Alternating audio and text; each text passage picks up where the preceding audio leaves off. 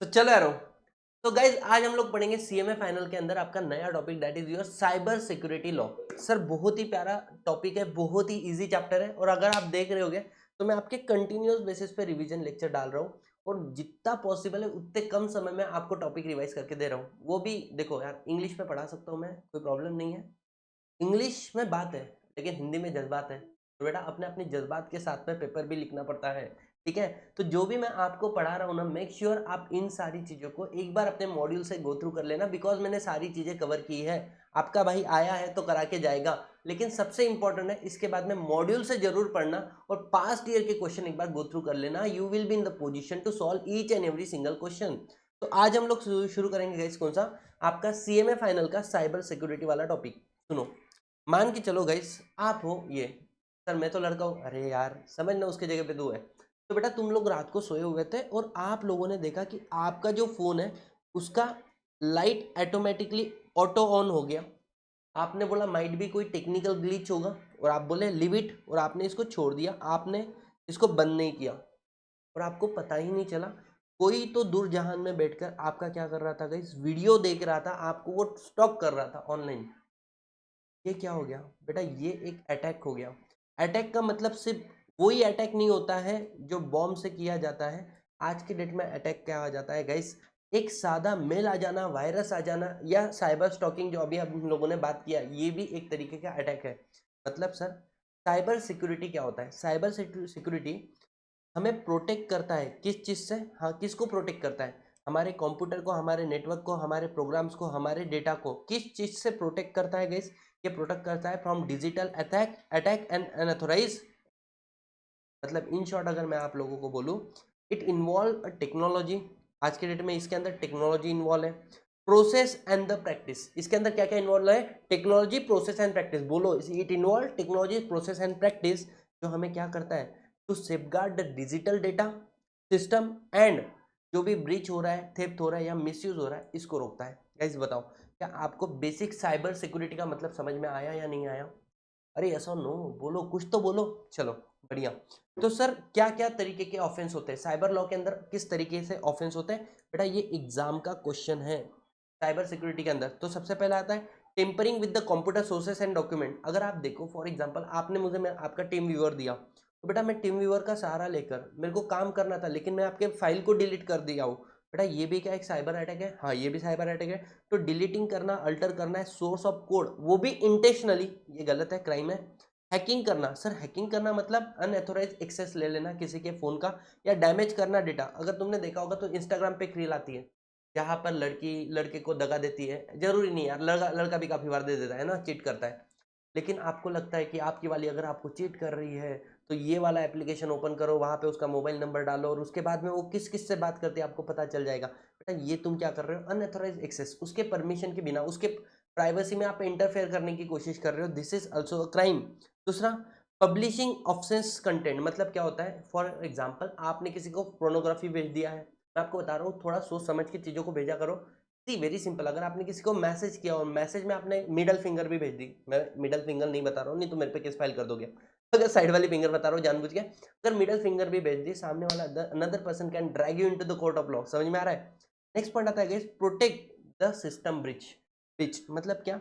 Access करना critical infrastructure, for example government हो गया, बैंकिंग हो गया, डिफेंस सिस्टम हो गया। आपने देखा होगा काफी सारी मूवी जहां पर इन सिस्टम को भी क्रैक किया जाता है, तो that is your protection of system breach. या इसके अलावा ब्रीच ऑफ प्राइवेसी। प्राइवेसी मतलब क्या? Unauthorise access of personal information, privacy आ जाता है। और लास्ट पॉइंट आता है पब्लिशिंग अ फॉल्स डीएससी, किसी की डिजिटल सिग्नेचर को मिसयूज करना। This is also called was cyber crime. तो ये एग्जाम का क्वेश्चन आता है कि आईटी मतलब कौन से साइबर क्राइम क्या क्या है एज पर आईटी एक्ट। तो नंबर 1, टेम्परिंग दी कंप्यूटर सोर्स डॉक्यूमेंट। दूसरा क्या है? हैकिंग। तीसरा, आप उनको प्रोनोग्राफी के क्या भेज रहे हो? इमेजेस एंड कंटेंट भेज रहे हो। नेक्स्ट, प्रोटेक्ट करना है सिस्टम ब्रिच, ब्रिच कर रहे हो आप किसका? प्राइवेसी को। और पब्लिश कर रहे हो फॉल्स डीएससी को। ये हो गया आपका एक क्वेश्चन एग्जाम। आगे बढ़ते हैं। अब सर ऑब्जेक्टिव क्या है साइबर लॉ का, हम लोगों ने ऑलरेडी देख लिया। पहले तो रिकॉग्नाइज करना है इलेक्ट्रॉनिक ट्रांजेक्शन, रिकॉग्नाइज करना है डिजिटल सिग्नेचर। इसका मतलब क्या? सुनो, एक जमाने में अगर आपको अपना रिजल्ट देखना पड़ता था, हम लोग है ना पोस्ट ऑफिस में जाके खड़े होते थे कि रिजल्ट कब आएगा, रिजल्ट कब आएगा। वहां पे आपका रिजल्ट आता था फिजिकल फॉर्मेट में, या स्कूल में चल जाओ, स्कूल में बोर्ड पे लगते थे, लेकिन क्या से आज के डेट में ऑनलाइन हो जाता है। पहले फॉर्म हम लोग फिजिकली भरते थे, आज सारे इलेक्ट्रॉनिकली एग्जाम के फॉर्म भरे जाते हैं। This is what legal recognition of electronic transaction. पहले आप सब्जी परचेस करने के लिए कहाँ पे जाते थे? गाइस हम लोग जनरली जाते थे शॉप में वगैरह, लेकिन आज घर पे बैठकर ही ऑर्डर कर देते हैं। बिल्कुल फैसिलिटेट करता है इलेक्ट्रॉनिक फाइलिंग, ऑनलाइन फाइलिंग हो चुका है सारी चीज़ों का। Subsequent amendment in the other law, मतलब देखो कंपनीज एक्ट में आज सारे डॉक्यूमेंट आप इलेक्ट्रॉनिकली फाइल कर सकते हो। आरटीआई भी आप electronically, right to information act में फाइल कर सकते हो।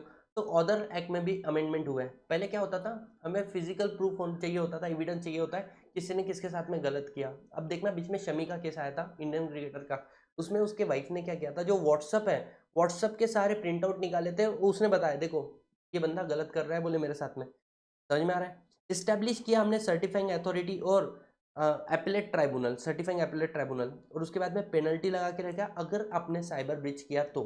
ठीक है सर, ये लॉ एप्लीकेबल कहाँ पर होता है? सबसे इंपॉर्टेंट बात ध्यान देना, इसकी कोई इकोनॉमिकल बाउंड्री बोलते हैं जहाँ पे मतलब जोग्राफिकल बाउंड्री नहीं है। अगर ऑफेंस इंडिया में कमिट हो रहा है या इंडिया के बाहर कमिट हो रहा है, लेकिन उसका इम्पैक्ट इंडियन कंप्यूटर सिस्टम पर है ना, दैट मीन्स ये ऑफेंस का क्या माना जाएगा? साइबर सिक्योरिटी का ब्रीच किया गया माना जाएगा, चाहे करने वाला इंडिया का हो, इंडिया के बाहर का हो। तो ऑफेंस कमिटेड इन इंडिया और outside India, if the computer system affected is located in India, तो वहां पर आपका साइबर लॉ एप्लीकेबल हो जाएगा। क्या समझ में आया? अब आता है electronic record, section number 13 examination point of view से इंपॉर्टेंट है। ठीक है, electronic record and section number 13 क्या बोलता है? Time of dispatch and time of receipt. देखो सी वेरी सिंपल, एक एग्जांपल लेते हैं। एक है रवि, रवि ने अंजलि ने मैसेज भेजा किसको? राहुल को। क्या भेजा? लिख के भेजा गाइस 143। कैसे भेजा? ईमेल के थ्रू भेजा, तो ये हो गया इलेक्ट्रॉनिक रिकॉर्ड। अच्छा, कब अंजलि ने भेजा? सुबह 9 बजे। जैसे ही 9 बजे भेजा, वो आउट ऑफ कंट्रोल हो गया ना, उसको बोलेंगे डिस्पैच। ओरिजिनेटर के कंट्रोल के बाहर चल जाना, उसको बोलेंगे डिस्पैच। और जब राहुल को मिला 9:01 पे, उसको बोलेंगे receipt, the time of receipt. बस यही बात लिखी है, देखो एक बार पढ़ लो क्या बोला है। ओरिजिनेटर मतलब पर्सन हु सेंड, जैसे अपने केस में अंजलि। डिस्पैच किया मतलब आउट ऑफ कंट्रोल हो गया किसके? अंजलि के, अब वो चाह के भी उसको अनडू नहीं कर सकती। इलेक्ट्रॉनिक रिकॉर्ड मतलब कोई डेटा जो स्टोर है, रिसीव हुआ है, या इलेक्ट्रॉनिक फॉर्म में आपने किसी को भेजा है। और रिसिप्ट मतलब क्या? When it is reaches to the addressee designated system, मतलब जब ये किसके सिस्टम में आ जाएगा? राहुल के सिस्टम में आ जाएगा। समझ में आएगा? इस आगे बढ़ते हैं। अब ये चैप्टर में कुछ दम नहीं रहा, अब ये फालतू वाली बातें जो कॉम की बातें थी वो हम लोगों ने कवर कर ली है। हाँ, इसके अलावा cyber law of business intelligence आएगा। सर यहाँ पर सेंट्रल गवर्नमेंट ने एक मिनिस्ट्री बनाई है, कौन सी? Ministry of electronic and information technology. उनके अंदर हमने अपॉइंट किया है किसको? सीसीए को कंस्टिट्यूट किया है। It is a controller of certifying authority. इसका काम क्या है सर? बेटा ये रिकॉग्नाइज करता है, लाइसेंस देता है, सुपरवाइज करता है, रेगुलेट करता है किसको? सर्टिफाइंग अथॉरिटी को। मतलब सीसीए किसको कैसे किसको लाइसेंस दे रहा है? के को। और सीए क्या कर सकता है? आगे इश्यू कर सकता है डिजिटल सिग्नेचर। डिजिटल सिग्नेचर आपको पता होगा, इलेक्ट्रॉनिक सिग्नेचर होती है, यूएसबी के फॉर्मेट में लगा दो और साइन कर दो। तो सर्टिफाइंग अथॉरिटी इशू करती है डीएससी, लेकिन इसको यह अधिकार कौन देता है? Controller certifying authority. ठीक है, तो इनको लाइसेंस भी देता है, पहले इलिजिबल है या नहीं देखता है। अच्छा, उसके बाद में सुपरवाइज करता है कि ये लोग सही से काम कर रहे नहीं कर रहे, नहीं कर रहे तो इनको रेगुलेट भी करेगा। समझ में आ रहा है? और सर ये डीएससी का काम क्या है? It's a method of authentication of any document. किसी भी डॉक्यूमेंट पे अगर डीएससी लगा तो माना जाएगा एज इफ आपने उसको पर्सनली साइन किया है। तो वो ऑथेंटिसिएट करता है, इंटीग्रेट करता है। और नॉन रिप्यूटेशन, भाई साहब कर लिया, अब आप इसको चैलेंज नहीं कर सकते हो। आगे सेटलमेंट ऑफ डिस्प्यूट। अगर आप एजुडिकेटिंग अथॉरिटी से खुश नहीं हो, सर एजुडिकेटिंग अथॉरिटी मतलब बेटा इनके पास 5 करोड़ के नीचे वाले क्लेम को हैंडल करने की अथॉरिटी है, या आप कंट्रोलर अथॉरिटी जो है अपनी उससे सर्टिफाइंग अथॉरिटी से खुश नहीं हो, आप 45 दिन में चल जाओ सीआरएटी के पास, मतलब साइबर रेगुलेशन एपीलेट ट्राइब्यूनल के पास। लेकिन आज के डेट में सीआरएटी एग्जिस्ट नहीं करता, ये मर्ज हो चुका है किसमें? टीडीएसएटी। टीडीएसएटी मतलब सर क्या है? Telecom dispute settlement authority appellate tribunal.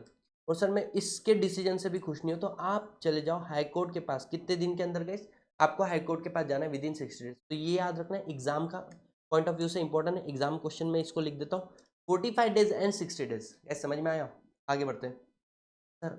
अब जैसे ही हमारा आईटी एक्ट आया, आईटी एक्ट में ओरिजिनली डेटा प्राइवेसी से लेकर डेटा प्रोटेक्शन से लेकर कोई रूल रेगुलेशन नहीं थे। तो क्या हुआ? ये अमेंड हुआ 2011 के अंदर, इसके अंदर कुछ रूल्स आए।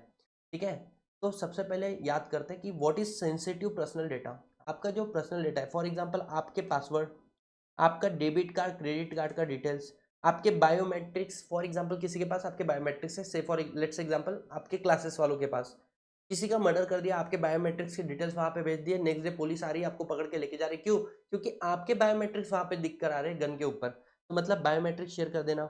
आपका डीएनए किसी के पास किसी को शेयर कर देना, या मेंटल मेंटल हेल्थ कंडीशन के बारे में, तुम किस ट्रोमा से गुजर रहे हो, क्या गुजर रहे हो, ये डॉक्टर वगैरह के पास होता है ना, ये किसी के साथ में शेयर कर देना। Which is not available in public domain. अगर मानो मेरे ऊपर न्यूज़ चली और मेरे को मेंटल ट्रोमा ये बात ऑलरेडी पता है, तो इसको शेयर करना is not a big deal. लेकिन जो पब्लिकली पता नहीं है वो इन्फॉर्मेशन शेयर करना, सर जो सेंसिटिव पर्सनल डेटा होता है ना, इन शॉर्ट, आप देखो किसी का पासवर्ड, किसी का डेबिट कार्ड, किसी का बायोमेट्रिक्स, किसी का डीएनए, या किसी का मेंटल हेल्थ, ये सारी चीजें पढ़ के हम लोग उस व्यक्ति को आइडेंटिफाई कर सकते हैं। ठीक है। ऐसे केस में information data that enable someone to identify the person related and associated with that data. समझ में आ रहा है? तो this is a sensitive personal information. जैसे बीच में आपने देखा होगा महेंद्र सिंह धोनी का, उनके वाइफ का आधार कार्ड पैन कार्ड वो लीक हो चुका था, तो दिस इज नॉट एक्सेप्टेबल। तो जो भी कंपनी, जैसे हम बैंक के किसके पास जा रहे हैं, होटल में जा रहे हैं, तो वहां पे हमें हमारे पर्सनल आईडी हमें देने पड़ते हैं। तो आपका ड्यूटी क्या है, या फिर कोई कॉर्पोरेट है जो किसी भी व्यक्ति को ज्वाइन करने के पहले उसके पर्सनल डेटा अपने पास लेते हैं, तो आपका पहला काम है कि आप डिफाइन करो किस डेटा को पर्सनल डेटा बोलेंगे। सेकंड, वो इन्फॉर्मेशन आप उनसे सिर्फ लॉफुल पर्पस के लिए कलेक्ट करो, नहीं तो आपने इन्फॉर्मेशन लिया पीछे से उनके नाम से सिम कार्ड बन रहा है, गलत बात है। अच्छा, जब भी इंफॉर्मेशन ले रहे हो उनके कंसेंट के साथ में लो और उनको डिटेल बताओ कि आप उसको क्यों कलेक्ट कर रहे हैं। और सबसे बेस्ट तरीका क्या होता है, जब भी आप कोई अपनी पर्सनल इंफॉर्मेशन सामने वाले को दे रहे हो तो उसके सामने पर्पस लिख के दो, तो उसको कोई क्या नहीं कर सकता है, चेंज नहीं कर सकता है कि भाई मैंने इनको दिया है एज ए सिक्योरिटी पर्पज, मैंने इनको दिया है SIM card purpose, what ever. Information should be use only for the purpose for which it is collected. जिसके लिए कलेक्ट किया है उसी के लिए उसको यूज करना चाहिए, दूसरे किसी मीन्स के लिए यूज नहीं करना चाहिए। Allow data review and correction. अभी देखो जैसे फॉर एग्जांपल चैट जीपीटी के अंदर हम लोगों ने गिम्बली फोटो स्टाइल जो है उसके लिए हमारे क्या कर दिए, फोटो अपलोड कर दिए। बेटा अब आप लोगों को नहीं पता होगा तो मैं आपको बता देता हूँ कि अपने ही जो फोटो गिबली स्टाइल में बने हुए इसके ऊपर थोड़े बेकार कंटेंट मिल रहे हैं। अगर आप वेबसाइट पे चल जाओगे तो आपको शायद अपने ही फोटो गिबली स्टाइल का शायद कोई ऐसा वीडियो मिल जाए जो आप देखना पसंद नहीं करोगे। सर ये क्या किया, इन शॉर्ट उन्होंने जिस पर्पज से अपना फोटो लिया, क्या उसी पर्पज को यूज किया, किसी और पर्पज के लिए यूज कर दिया लिख करके किसी और पर्पज के लिए? सर ऐसा हुआ है? अभी नहीं समझा रहा था मैं, चल आगे बढ़। इसके अलावा डर गए ना, फट गए थी ना, आ जाओ। डेटा रिव्यू करना, करेक्शन करना और मेंटेन करो सिक्योरिटी। सर सिक्योरिटी मेंटेन करना मतलब जैसे इंप्लीमेंट करना है आईएसओ स्टैंडर्ड या उसके इक्विवेलेंट कोई दूसरा स्टैंडर्ड। ठीक है। अपॉइंटमेंट ऑफ ग्रीवेंस ऑफिसर की अगर आपके कोई डाउट है वगैरह तो वो ग्रीवेंस ऑफिसर सॉल्व करेगा, आपका डेटा लीक हुआ है नहीं हुआ है वो सारी बात तुम्हें। तो अब मैं आपको पूरा बताता हूँ कैसे शुरू हुआ था। पहले कोई लॉ नहीं था डेटा प्रोटेक्शन से लेके, फिर आईटी एक्ट आया, आईटी एक्ट में अमेंडमेंट आया सेक्शन नंबर 4372A। उसके बाद में आईटी एक्ट के रूल जो अभी हम लोग पढ़कर आए, और इसके अलावा सुप्रीम कोर्ट का डिसीजन आया जहां पर बोल दिया कि आपका जो प्राइवेट मतलब पर्सनल डेटा है, सेंसिटिव इन्फॉर्मेशन है, वो आपका फंडामेंटल राइट है। अगर उसका ब्रीच हुआ तो आप सीधा हाई कोर्ट और सुप्रीम कोर्ट में जाके रिट्स फाइल कर सकते हो सामने वाले व्यक्ति के ऊपर। ठीक है, आगे बढ़ते गए। सेक्शन 43 बोलता है अगर कोई बॉडी कॉर्पोरेट निग्लिजेंट होगी या फिर रॉन्गफुल क्या कर रही, निग्लिजेंट है आपका डेटा कैरी करने के लिए, इसके वजह से किसी को अनफेयर एडवांटेज मिल रहा है, किसी को लॉस हो रहा है, इस इन दैट केस आपको पनिशमेंट है। सर पनिशमेंट कितनी है? सेक्शन 72A बताता है इम्प्रीजमेंट अप टू 3 years और fine up to 5 lakh rupees और बोथ। और सर जो रूल है, रूल हमने पढ़ा कि हर एक कंपनी जो आपका सेंसिटिव इन्फॉर्मेशन कैरी कर रहे हो, आपका एक क्या होना चाहिए, प्राइवेसी पॉलिसी होनी चाहिए। जैसे कोई भी कंपनी में चल जाओ, अमेजोन वगैरह वगैरह, अब देखो वहाँ पे प्राइवेसी पॉलिसी होती है, बॉटम मतलब पेज के नीचे आ जाओ, easily accessible on the website, हर किसी को मिलता है। It must consent the kind of personal information ये कलेक्ट कर रहे हैं, क्यों कलेक्ट कर रहे हैं, और इन्होंने सिक्योरिटी प्रैक्टिस क्या अपनाई है कि ये क्यों लीक नहीं होगा। ठीक है। जैसे आप देखो यार, आप कानवा वगैरह वेबसाइट पे जाते हो ना, तो हम लोग क्या करते हैं, इनके क्रैक वर्जन लेने का कोशिश करते हैं बाहर वालों से, और बाद में पता चलता है कि इनके तरफ से इनका जो वेबसाइट है किसी ने हैक किया और आपके सारे पासवर्ड आपके डिटेल्स लीक हो जाते हैं। ठीक है। तो अब यहाँ पर आपका कौन सा टॉपिक हो गया, डेटा प्रोटेक्शन, मतलब ये हो गया। अब लास्ट पॉइंट आ रहा है business intelligence. Sir business intelligence क्या हो रहा है, एक एग्जांपल देख लो। फॉर एग्जाम्पल आप गए अमेजोन के ऊपर, आपने बोला मेरे को स्नीकर के शूज़ परचेस करने, आपने सर्च किया, इसके बाद में गूगल पे भी आपको स्नीकर की ऐड आ रही है, इंस्टाग्राम पे भी आपको स्नीकर की ऐड आ रही है, कुछ दिन रुक जाओ आपको व्हाट्सअप के अंदर भी एडवर्टाइजमेंट देखना शुरू हो जाएंगे, और इसके बाद में बड़ा फेसबुक पे भी वही एडवर्टाइजमेंट आ रही है। डोंट यू थिंक सारी चीज़ें एक दूसरे से कनेक्टेड है, वो आपको बार बार क्या कर रहे हैं, आपके ऊपर हैम्परिंग कर रहे हैं। बेटा क्या आपको लगता है ये सिर्फ आपको नोटिस कर रहे हैं, या आपको नोटिस करके बैकएंड में अमेजोन वगैरह को भी आइडिया दे रहे हैं इसको क्या चाहिए, फ्लिपकार्ट वालों को बता रहे हैं इनको क्या चाहिए है। समझ में आ रहा है? तो एवरीथिंग इज कनेक्टेड। ये क्यों हो पा रहा है? Because of the business intelligence. This is not your artificial intelligence, it is your business intelligence. Sir इसका स्टेप क्या होता है? एग्जाम का क्वेश्चन है गाइस, स्टेप है ना। इसका स्टेप क्या है? नंबर 1, ये क्या करता है? डेटा कलेक्ट करता है, स्टोर करता है, उसको इंटीग्रेट करता है, मतलब कलेक्शन ऑफ डेटा हिस्टोरिकल या रियल टाइम बेसिस पे, और उसको स्टोर करता है वेयर हाउस या डेटा मार्ट के अंदर। इसके अलावा डेटा इंटीग्रेशन एंड प्रिपरेशन, इसके ऊपर वो क्या करता है, जो अलग अलग सोर्स से हमने डेटा जनरेट किया है, इसको कलेक्ट करता है, इसको क्लीन करता है, क्लीजिंग करता है, और उसके बाद में बेटा एक्यूरेट इन्फॉर्मेशन एनालिसिस करता है। इसके अलावा डेटा एनालिसिस एंड माइनिंग, उसमें से रिलीवेंट बातों को उठाना और आपको बताना, ठीक है। Prepare the data analysis using the analytical verifying extract inside. जैसे आपने बोला कि मेरा सेल सबसे ज़्यादा किस रिलीजन में किस रीजन में हो रहा है या किस एरिया में हो रहा है, तो आपको पता चला साउथ साइड में आपके लेक्चर सबसे ज़्यादा सेल हो रहे हैं, ठीक है। तो डेटा डिस्ट्रीब्यूशन, अब वो आपको क्या दे रहा है? केपीआई। केपीआई मतलब की परफॉर्मेंस इंडिकेटर। आपने शायद आपके जो इंग्लिश वाले लेक्चर रिकॉर्ड हो रहे हैं वो ज़्यादा सेल हो रहे हैं, साउथ साइड में आपकी ज़्यादा डिमांड आ रही है सर, ठीक है। अदर एनालिटिकल एनालिसिस ये देता है बिजनेस यूजर को, और बिजनेस यूजर इसके बेसिस पे करता है डिसीजन। तो एकदम शॉर्ट में अगर मैं बताऊँ तो ये देखो सारे step. Number 1 data collection, number 2 clean करना, इंटीग्रेट करना, नंबर 3 यूज बिजनेस इंटेलिजेंस जो उसका सॉफ्टवेयर है, और एनालिसिस करना है ट्रेंड को, और उसके बाद में डिस्प्ले करना है इंफॉर्मेशन वाया डैशबोर्ड एंड की परफॉर्मेंस इंडिकेटर। उसके बाद में ये सपोर्ट करता है आपको प्लानिंग में, मार्केटिंग में, सेल्स में, और operational and all the decision. ये एग्जाम का क्वेश्चन था इसलिए मैंने 2 बार पढ़ाया, ठीक है। तो what is business intelligence? Using the structure analysis to support your decision, better decision, is a technology driven process which help to analyze data, provide the actionable insight for decision making। ये समझ में तो आ गया, आगे बढ़ते हैं।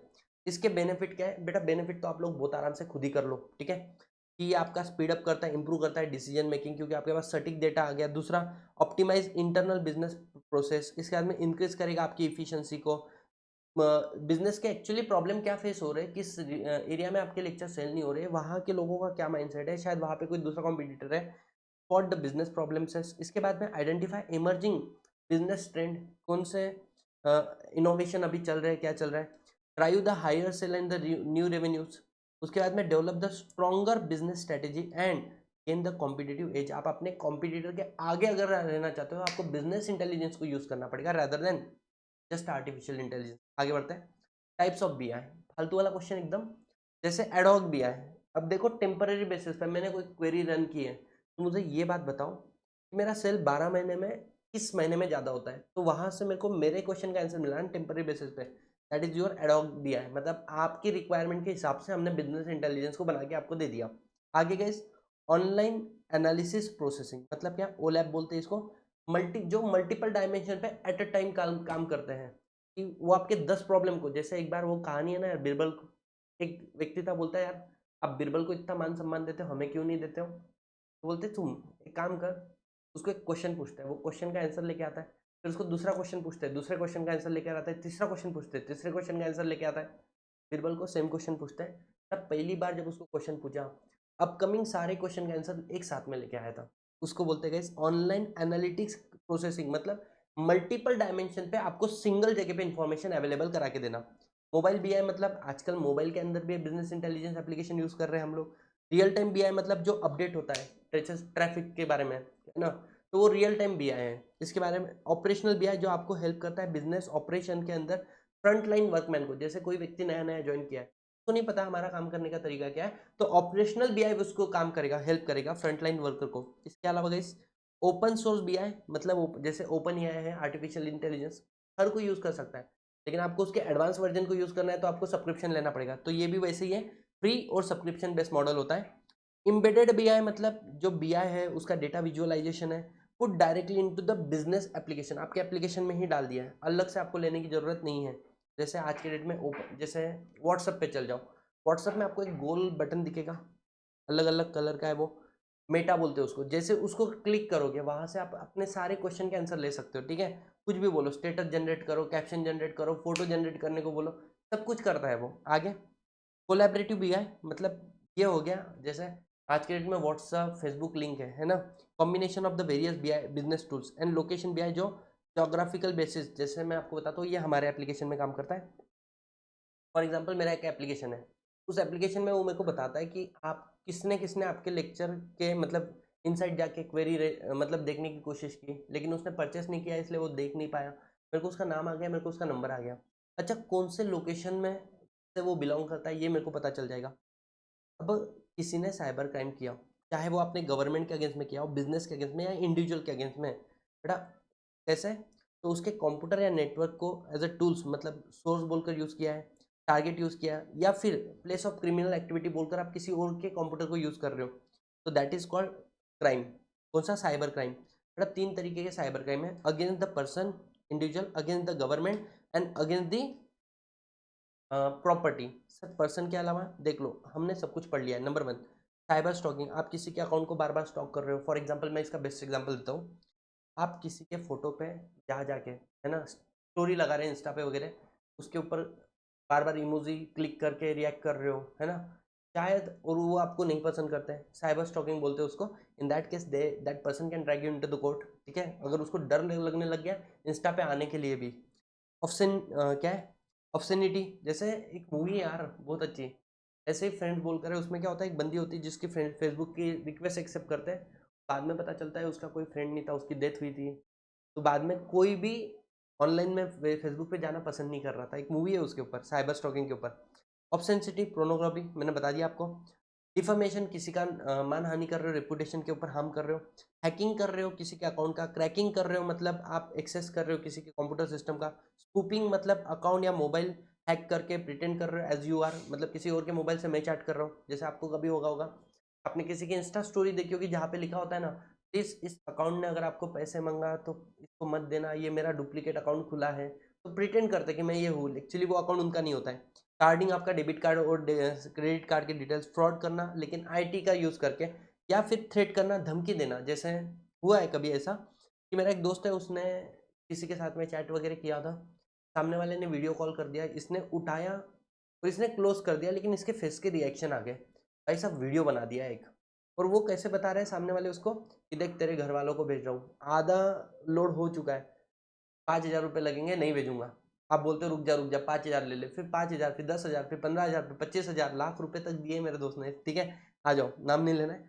आगे government के अगेंस्ट में टेररिज्म फैला रहे हो, वारफेयर फैला रहे हो, प्राइवेसी या अनऑथराइज यूज कर रहे हो। और प्रॉपर्टी मतलब किसी की इंटेलेक्चुअल प्रॉपर्टी को हार्म करना, स्क्वाटिंग करना, या फिर वेंडलाइजिंग मतलब डिस्टर्ब करना, हैकिंग करना, वायरस भेज देना, या ट्रेस पासिंग, किसी के प्रीमाइसेस में आप एंटर करके विदाउट देयर परमिशन, ये गलत है।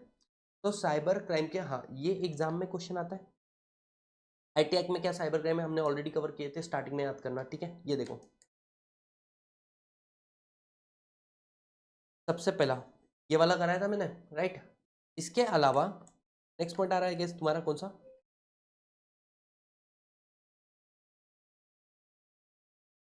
आईपीसी के अंदर थ्रेटिंग वाया ईमेल्स, दूसरा डिफेम करना, साइबर फ्रॉड करना, या फिर forgery, spoofing, web jacking and क्या में email abuse. Special act online drug sale करना या ऑनलाइन वीपन सेल करना। तो बेटा पुराने ज़माने में हम लोगों ने देखा कि जो लोग घर के ताले तोड़ते थे पुलिस उनको पकड़ते थे, लेकिन आज के डेट में जो ऑनलाइन ताले तोड़ रहे हैं हमको उनको पकड़ना सीखना पड़ेगा, and that is what in our syllabus. तो cyber security is not just IT, it's our digital defence.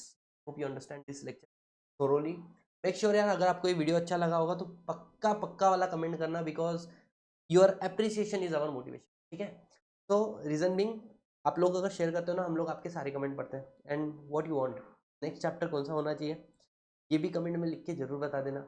मिलते हैं गाइस अगले वीडियो के अंदर, तब तक के लिए take care, bye bye, see you all in the next video.